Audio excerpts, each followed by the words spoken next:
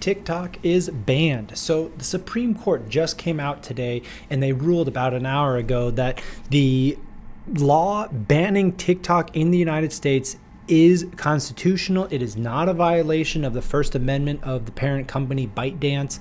And I think that it was a really interesting case, but in this video, I'm going to talk about what is the law, when does it go into effect, and are there any more appeals? Is there anything else that we could do, and what are the mechanics of a ban? What does it actually look like? And if you have it on your phone, are you going to go to jail?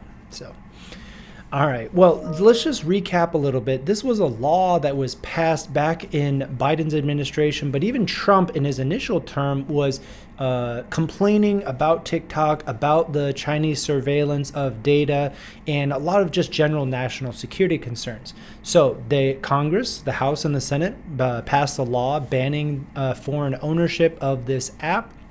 It was signed into law by President Biden, and they've gone through a lot of litigation in the last couple of years to prove the constitutionality of this ban. So it's worked its way through the appeals, and the Supreme Court finally ruled in a very sparse opinion.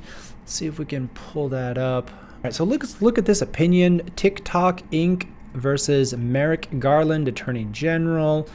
And they basically look at the Protecting Americans from Foreign Adversary Controlled Applications Act, unlawful for companies. So we'll get into that it's not really a ban against TikTok or ByteDance.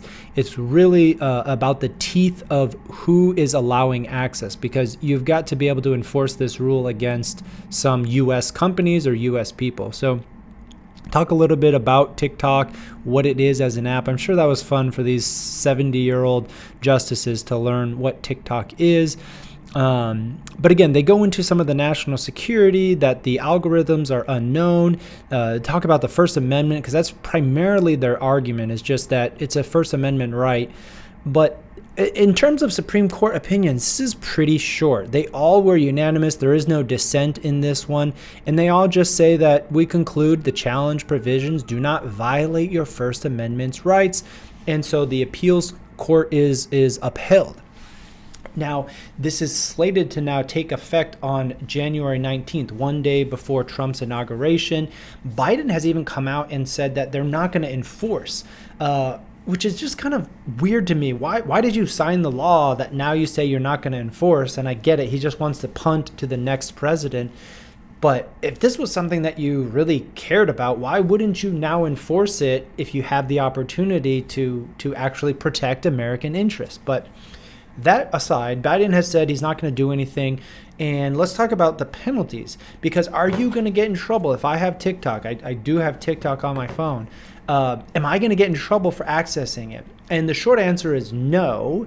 U.S. people are probably not going to get any fines. The law is geared towards the ISPs, the internet service providers, the iPhone, right? They got to take it off of the App Store, the Android Play, Google Play. They're not going to be able to download it. And, potentially like phone manufacturers have to ban this IP, or you just won't be able to access IP addresses for TikTok. And if you do allow access to U.S. consumers, then you're going to get a fine. Now, there's certainly going to be workarounds, and you can use VPNs. That's a private network. You've got a lot of these companies. Nord, if you're watching this video, reach out for a sponsorship. I'm just saying. And there's a lot of workarounds that you could do. However, the average consumer of TikTok is not going to go through that hassle. They're not going to download a VPN. So I don't really see that as being viable continuation of TikTok. So they're not going to get the advertising dollars. They're not going to reach nearly the number of views, not billions of views like they normally do. And so this is effectively a death sentence for TikTok in the United States. They're going to lose all of this. And the same is true for creators. You may still be able to be a creator and make content for foreigners, non-US consumers, or the US consumers who use a VPN, but it is going to be drastically limited. Your reach is going to be cut down tremendously. And I get it. I mean, for people that have built a certain amount of income or a livelihood on TikTok, they're going to go from 100 to 0 overnight when the government decides to enforce this, because I can almost guarantee you none of these providers, the ISPs, the internet, Apple, nobody's going to take any risks because the law is pretty clear. It's passed by Congress. The constitutionality is upheld. They're not going to take risks, so it is going to get banned in that regard. There's one final option, and I don't think a lot of lawyers are talking about this, and that is, could ByteDance, the parent company of TikTok, could they appeal to somebody else?